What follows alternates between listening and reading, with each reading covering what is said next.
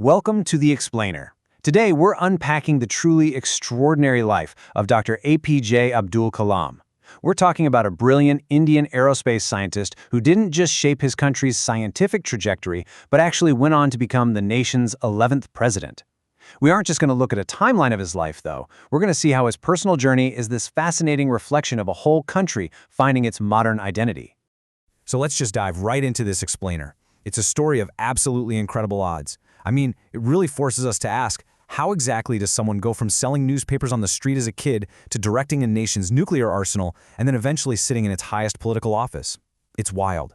If you want to understand the engine that drove his entire life, it's captured perfectly right here in his famous mantra, dream, dream, dream. This exact mindset is what carried him from really financially strapped beginnings in the small island town of Rameshwaram, Tamil Nadu, all the way to the highest office in India. He wasn't born into power. He had no academic privilege. He quite literally had to dream his way into action. Section 1. The Nation's Self, a biographical allegory.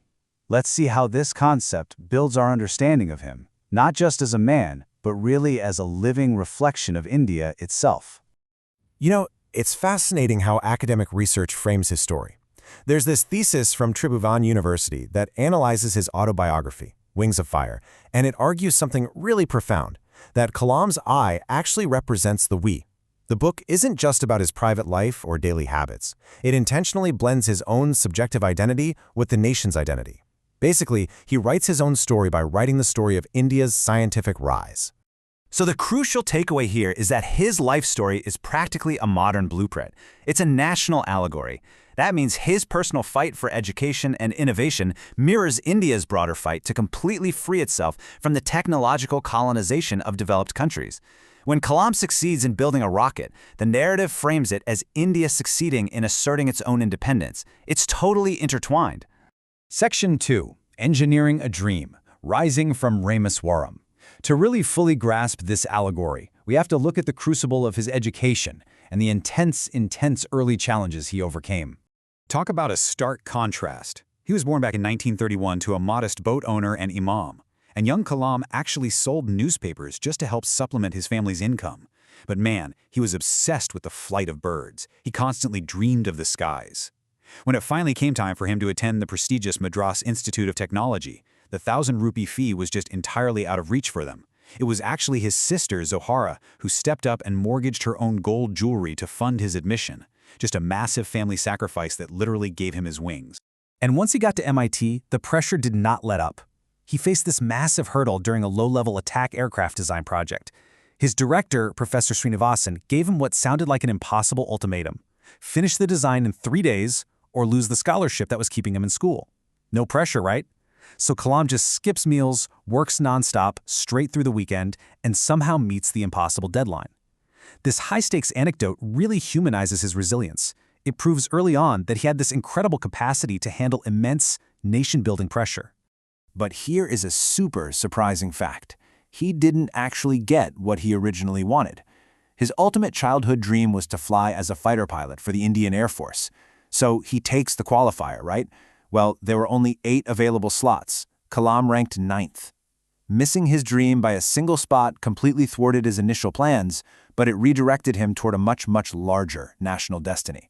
Instead of flying the aircraft, he was going to go on to build the technology that propelled them. Section 3.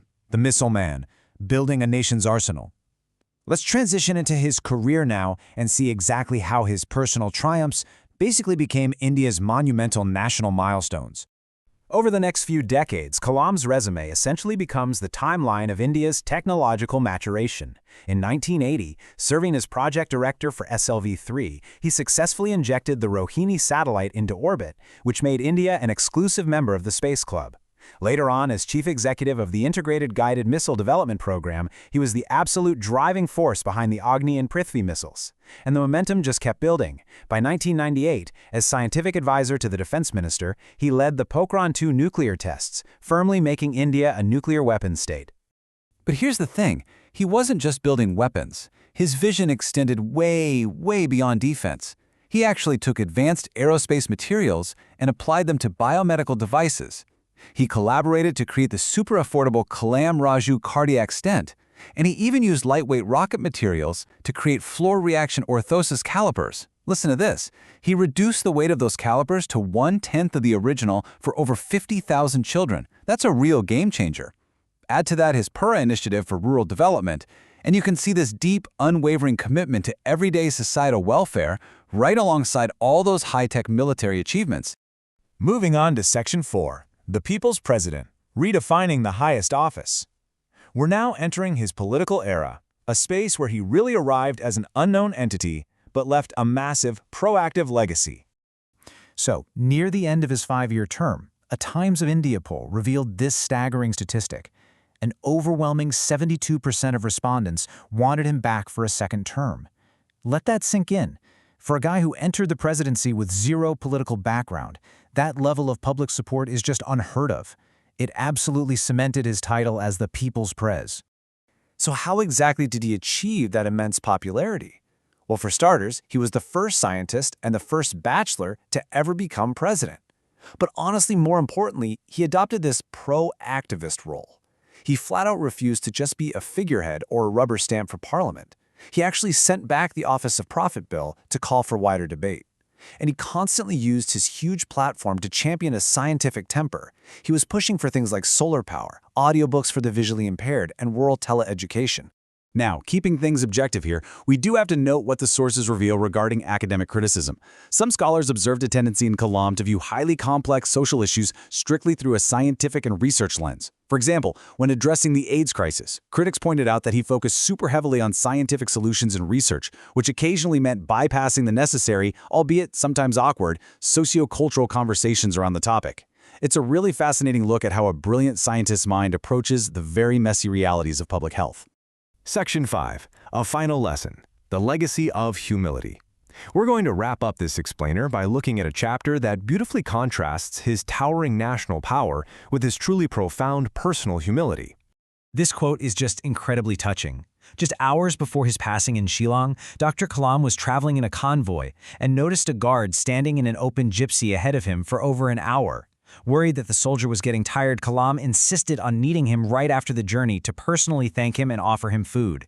Deeply moved, the young soldier replied, "Sir, I can stand for 6 hours for you." It's just a simple act of deep empathy, but it shows you exactly who he was behind closed doors. And that brings us to the ultimate paradox of his life. On one hand, you have these towering national achievements. Father of India's missile program, 11th president, a recipient of the Bharat Ratna, holder of 48 honorary doctorates. But then, you look at his material legacy. He left behind absolutely zero personal wealth. He owned his books, a laptop, and just a few personal items. The whole shebang. He gave his nation immense strategic wealth while keeping literally nothing for himself. And he passed away doing exactly what he loved, teaching students at IIM Shillong. So as we wrap up this explainer, the big takeaway is to look inward for a second.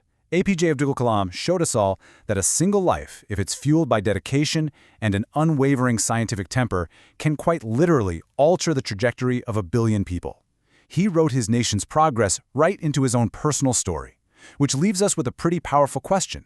Through your own daily actions, your humility, and your dedication to learning, what kind of world will your story build?